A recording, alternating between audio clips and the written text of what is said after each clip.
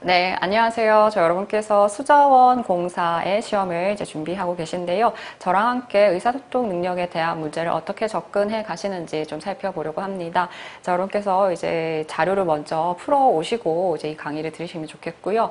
사실 이제 스무 문항에 해당하는 것을 15분 안에 풀어야 되는데 만약에 첫 단계라고 생각한다면 이렇게 15분이라는 시간 안에 절대 풀 수 없는 문제입니다. 좀 요령도 익히시고 평소에는 좀 정확하게 풀어내는 연습을 좀 꾸준히 하시면서 한마디로 비문학독해라고 좀 묶일 수 있는 이 부분에 접근하시면 좋겠는데요.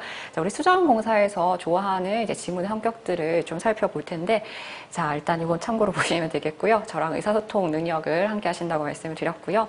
자, 오늘 이제 문제풀이로 살펴볼 영역은 이제 1번부터 5번까지 저는 이렇게 좀 나눠봤습니다. 자, 비문학 영역 중에서도 4번, 5번은 글 지문의 성격에 따라 좀 나눠봤어요. 4번, 5번이 합법과 장문이라고 되어 있는데 말을 주고받는 게 이제 합법 이라 보시면 돼요. 이제 공식적인 말하기 중에 이제 토의와 토론이 있는데 그 중에서도 토론을 좀 선호하는 부분이라 좀 생각하시면 될 것 같고요. 장문이 이제 글짓기 단계인데 간략하게 기한서 작성과 관련된 내용을 좀 살펴본다 생각하시면 되겠습니다. 자, 그리고 1번부터 3번을 살펴보시면요. 이제 문제의 성격에 따라서 좀 구분을 해봤는데, 자, 1번이 이제 실용문이라고 이렇게 설명을 했는데 이것도 지문 성격은 맞아요.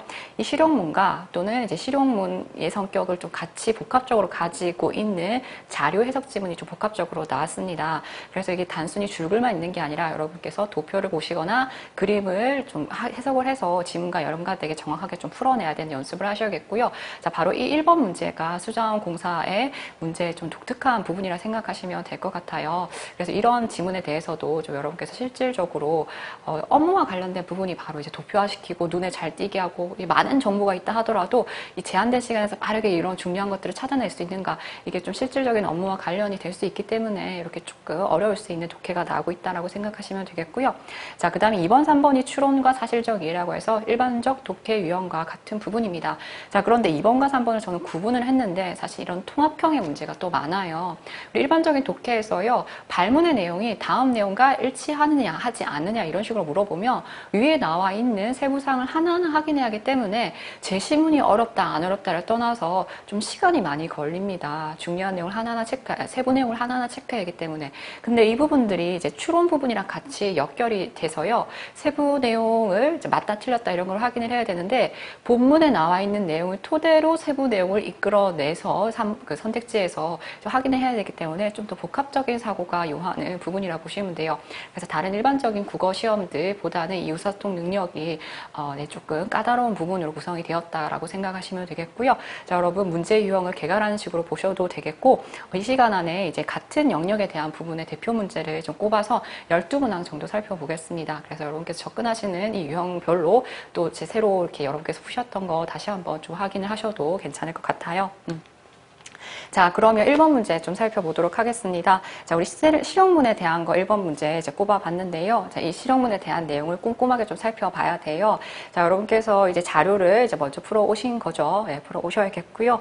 자, 자료를 확인하면서 화면이랑 같이 보도록 하겠습니다. 자, 모든 문제가 발문을 확인을 하시고 이 발문에서 요구하는 대로 문제를 풀어내셔야겠죠. 자, 다음은 중소기업 협력 연구 개발. 말이 좀 길어요. 무엇에 대한 연구비를 산정한다, 정산한다, 정하는 거죠, 비용을. 자, 적절하게 이해하지 못한 것을 골라라 하고 했어요. 그리고 내용을 보면요, 여러분 지금 두 바닥이 넘는 제시문이 나와 있습니다. 우리 20문제 15분 안에 풀어야 되니까 이 제시문을 하나하나 꼼꼼하게 분석하고 있을 시간은 없습니다. 선택지 훑어주시고요. 이 선택지에서 얘기하고 있는 내용이 나왔을 때 주목해서 꼼꼼하게 읽어가야 되는 거죠. 자, 전체적으로 이렇게 좀 훑어보다가 이 말이 나왔을 때 주목해서 보셔야 됩니다. 자, 그런 식으로 좀 읽어가도록 할 거고요. 자, 여러분 자료를 이제 좀 확인을 해주시고요. 자, 자료를 보시면 자, 제시문 좀 확인하도록 하겠습니다. 자, 총칙이 나와 있고요. 이런 좀 교양 같은 경우에는 이제 뭐 거기에 해당하는 항목, 큰 항목, 세부 항목 이런 것들을 좀 틀이라고 생각하고 훑어보셔도 좋겠는데, 총칙 안에 제1조부터 여러분 좀 체크를 해주시면요, 제7조까지 소제목처럼 달려있고 그 소제목 안에 세부 항목들이 또 들어가 있어요.